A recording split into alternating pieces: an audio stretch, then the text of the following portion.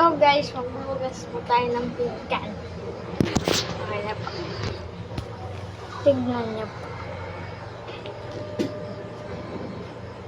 Okay, maghuhugas po tayo. Ano po?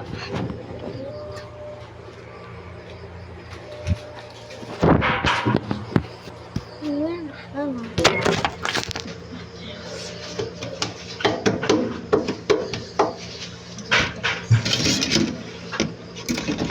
Siyempre, lalagyan muna natin yung sample. Uy! Tapos babasa. Apa.